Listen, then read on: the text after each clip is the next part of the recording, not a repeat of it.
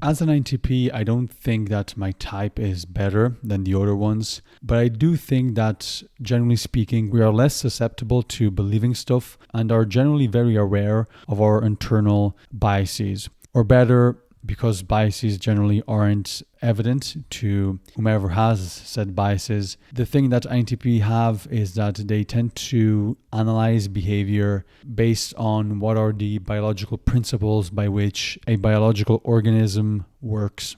And that's why I think INTPs are generally seen as devil advocates, because we are able, or not able, more correctly, it comes natural to our brain chemistry and pattern recognition to sort of revert every argument back to its own original and basic motives. And generally speaking, these are, let's say, biological motives. And that's why even when people are using complex words to describe stuff, using words like morality, ethics, and so on, what you should and shouldn't do, it's easy, at least for me, to sort of take every position for what it is. And that is a position that was spawned by a human brain and was influenced by their genetic footprint and also environmental influences. And that's built upon a blueprint of, let's say, biological, primal instincts and pulsions. This obviously is a double-edged sword because it makes it so that, at least in my experience and in my case specifically, in how I work mentally, it's hard to believe at stuff and it's hard to sort of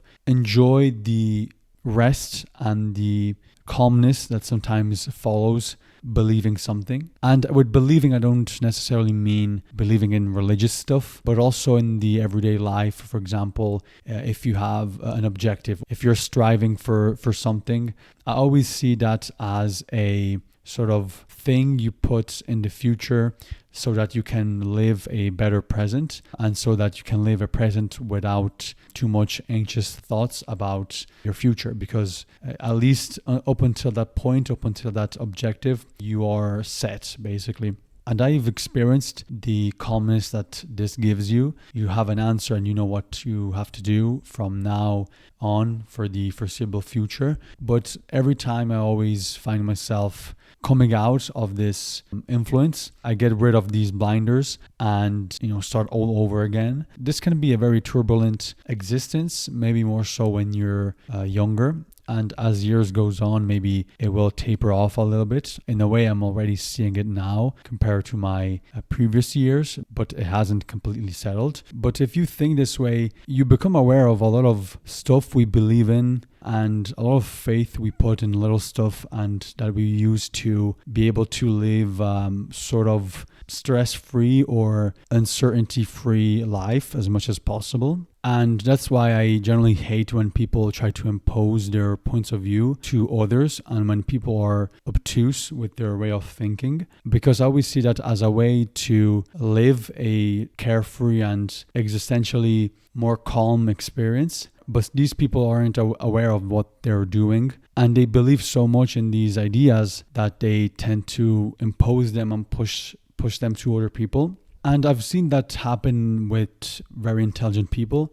So it's not something that has only to do with, let's say, intelligence and maybe being able to discern and not only see in black and white, but the different shades of gray in between. I think it's just a natural thing that our brain does to calm us down and let us live another day and to let us be productive and live as a single organism and therefore by extension as a species. And one could say that even this point of view I'm now describing could be seen as just that, and that is a point of view. But I think that it's a very, if it is so, it's at least a very broad point of view to start by and a very generalizable point of view, if that makes sense. So every other point of view generally is forward in their thought, let's say, process compared to this one. Because if you start by, okay, what to the best of our knowledge are the things that influence a biological organism? What are the pulsions that generally make people do stuff? As you can see, you're not sort of going too much forward with your analysis. You're not talking about what's good or what's bad, what's the best thing to do, what's moral, and so on. That's something that's very forward in the process chain, if you will. And this is why why I generally found myself to be very in line with Nietzsche when he was talking about morality and so on. It is to me very obvious that those are man-made ideas and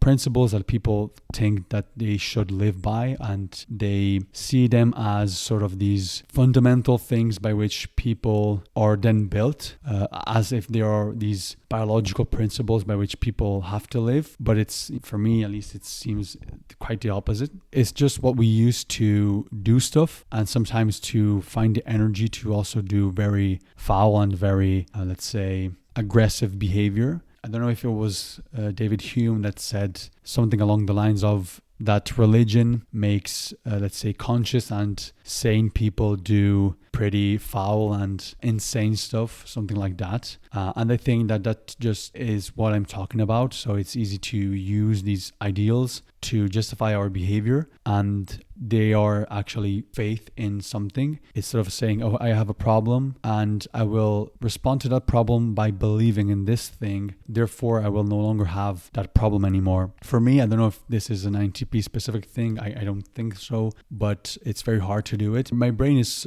generally speaking able to catch itself work and sort of see how it works. Obviously, you're not able to do this in the moment by definition, I would say. But if you reflect upon what you did and if you reflect back on your activities, you sort of start to see these thought patterns. And especially if you do it a lot of times, you tend to catch yourself faster and are able to more rapidly be aware of these things. And maybe all this is due to having TI as our main function and FI as our daemon function. So we are less influenced by emotions in our analysis. Obviously, we're always going to be influenced by emotions, but we are as much as possible detached from that aspect that makes the thinking process, makes our conscious work as maybe purely as it can. Obviously, this is just, I'm just making shit up as I'm talking, but makes it so that consciousness is like the least influenced by emotions and other aspects, and therefore it makes it very hard to take concrete positions, or better to believe in concrete positions, because obviously your logic will then be applied to specific things, so to specific cases. But generally speaking, that opinion is just concentrated in that specific thing and that specific moment. But we always are able to step back from that position and sort of have a more general analysis of things. But I get the critique that this also is in it of itself just a position and just a point of view of a human being. And I think that's true. I mean, I'm not opposed to that point of view, but I think that, as I said before, is that at least this is a more generalizable, I think, and more something that comes closer to, let's say, the original quotes answer. I don't believe in an original answer, obviously, but I think you get what I'm saying. It comes closer to a principle that sort of influences your behavior. And that's all I wanted to say, and see you in the next video.